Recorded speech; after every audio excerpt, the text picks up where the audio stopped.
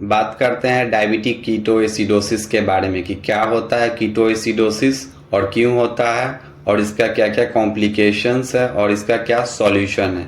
उससे पहले हम थोड़ा डायबिटीज़ को क्विकली समराइज करके समझते हैं क्योंकि इसका यूजेज है इसमें। डायबिटीज़ मेलाइटस जो है वो दो टाइप के होते हैं, type first and type second. तो टाइप फर्स्ट डायबिटीज तो होते हैं उसको हम बोलते हैं एब्सोल्यूट डिफिशियंसी ऑफ इंसुलिन, यानी पैनक्रियाज जो है पेशेंट का इंसुलिन प्रोड्यूस ही नहीं करता और इसमें patient life long insulin dependent रहता है। और इसको जुवेनाइल डायबिटीज भी बोलते हैं, डायबिटीज टाइप फर्स्ट को, क्योंकि ये आमतौर पे चाइल्डहुड स्टेज में देखा जाता है। टाइप सेकेंड डायबिटीज़ में होता क्या है, तो इसमें होता यह है कि इंसुलिन बनते तो हैं लेकिन प्रॉपर अमाउंट में नहीं बनते हैं, जिससे ग्लूकोज का मेटाबॉलिज्म नहीं होता प्रॉपर तरीके से। तो आते हैं अपने मेन टॉपिक, इसके डेफिनेशंस का बात करें तो डायबिटिक कीटोएसिडोसिस का A serious diabetes complications where the body produce excess blood acid and this acid due to ketone bodies, यानी ये जो है डायबिटिक कीटोएसिडोसिस जो होता है डायबिटिक पेशेंट के अंदर जिसमें excess level of ketone body बनने लगते हैं ड्यू टू फैट ब्रेकडाउन। और ये कीटोन बॉडी जो है एसिडिक नेचर के होते हैं और ये ब्लड को एसिडिक करता है।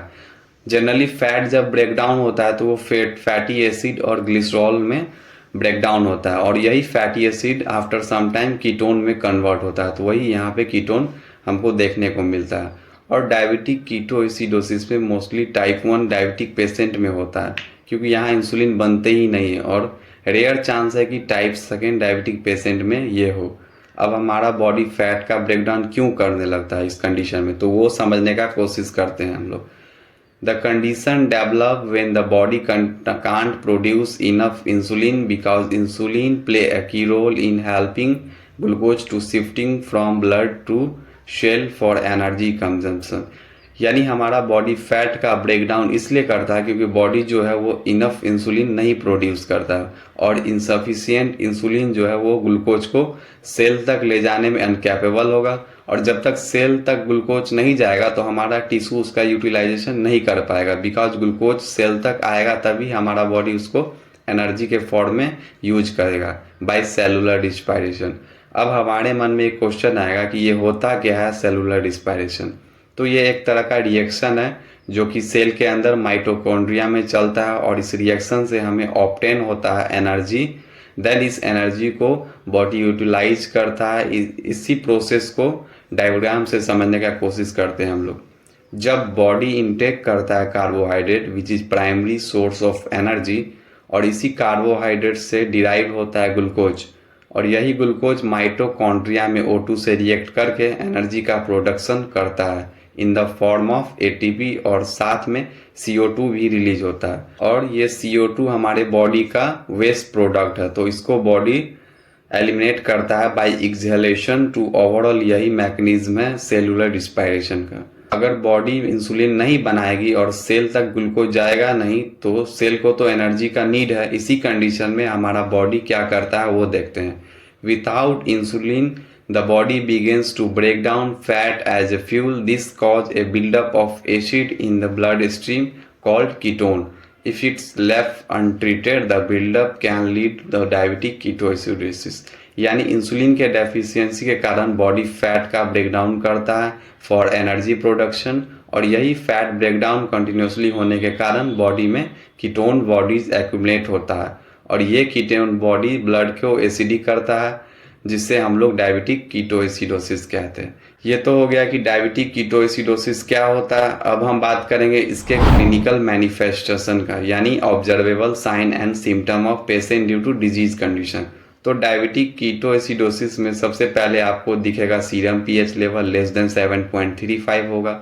हम सबको पता है कि ब्लड का नॉर्मल पीएच लेवल 7.35 से 7.45 होता है, तो इसमें पीएच लेवल लेस देन 7.35 होगा क्योंकि ये कीटोएसिडोसिस का कंडीशन है। नेक्स्ट पेशेंट में कुछ स्मॉल रिस्पायरेशन मिलेगा। तो कुछ स्मॉल रिस्पायरेशन होता क्या है, तो बेसिकली ये बॉडी का कंपनसेटरी मैकेनिज्म है। जब हमारा बॉडी में एसिडोसिस हो जाता है तब बॉडी के अंदर बहुत डीप और फास्ट ब्रीथिंग स्टार्ट हो जाता है और ये प्रोसेस कंटिन्यूसली रेगुलर चलता है which are known as small respiration.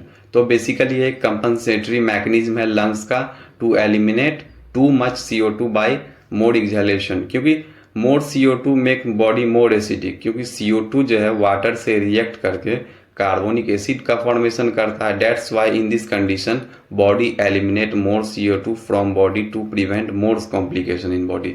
और इवन कीटोएसिडोसिस के कंडीशन में पेशेंट के ब्रीथ से फ्रूटी स्मेल आएगा, क्योंकि उसमें कीटोन प्रेजेंट रहता है, क्योंकि कीटोन का स्मेल ही फ्रूटी होता है। नेक्स्ट, जब पेशेंट का सीरम ग्लूकोज लेवल देखेंगे it will be more than 300 mg/dl, और कीटोन्यूरिया भी देखने को मिलेगा, यानी यूरिन जब एक्सक्रीट होगा बॉडी से तो उसमें कीटोन होगा। इसमें पोटेशियम का लेवल भी हाई मिलेगा, बिकॉज एसिडोसिस के कंडीशन में एक कंपनसेटरी मैकेनिज्म चलता है हमारे बॉडी में, हाइड्रोजन पोटेशियम पंप, यानी ब्लड में पोटेशियम इंटर करेगा और हाइड्रोजन ब्लड से सेल में इंटर करेगा टू कंपनसेट एसिडोसिस। तो बेसिकली हमने क्या क्या देखा कि पेशेंट हाइपरग्लाइसीमिक होगा, कीटोन यूरिया होगा, कुछ स्मॉल रिस्पायरेशन होगा, blood pH level less than 7.35 होगा और हाइपर कैलेमिया होगा। पेशेंट डिहाइड्रेटेड भी होगा। तो हम इससे फाइंडिंग से पता कर सकते हैं कि पेशेंट डायबिटिक कीटोएसिडोसिस का है। तो बात करते हैं इसके मैनेजमेंट की। तो फर्स्ट, पेशेंट का फ्लूइड रिप्लेसमेंट करेंगे, बिकॉज पेशेंट डिहाइड्रेटेड है और डिहाइड्रेटेड पेशेंट में ओलिगो यूरिया होगा, यानी यूरिन आउटपुट कम होगा, और यूरिन आउटपुट कम होगा तो कीटोन बॉडी में एक्युमुलेट होगा, बॉडी से एक्सक्रीट आउट हो ही नहीं पाएगा क्योंकि यूरिन इसका कम बन रहा है। तो सबसे पहले हमें फ्लूइड रिप्लेसमेंट का है। इसी फ्लूइड के साथ हम पेशेंट को इंसुलिन भी देंगे for correction of hyperglycaemia. Insulin help in glucose cellular shifting, और इंसुलिन जो है वो हाइपर कैलेमिया के लिए भी हेल्पफुल है, because they also shift potassium in cell. Next, check blood glucose level, क्योंकि ये न कि हाइपरग्लाइसीमिया कंडीशन को करेक्शन करते करते हमारा पेशेंट हाइपोग्लाइसीमिक हो जाए। Then we give dextrose solution if this अगर। तो ओवरऑल यही मैनेजमेंट है डायबिटिक कीटोएसिडोसिस का। Lastly, if we talk about diabetic ketoacidosis, अगर हम पहले ही एक डायबिटिक पेशेंट को अच्छी ट्रीटमेंट दे देंगे तो हम डायबिटिक कीटोएसिडोसिस को प्रिवेंट कर सकते हैं। Thank you.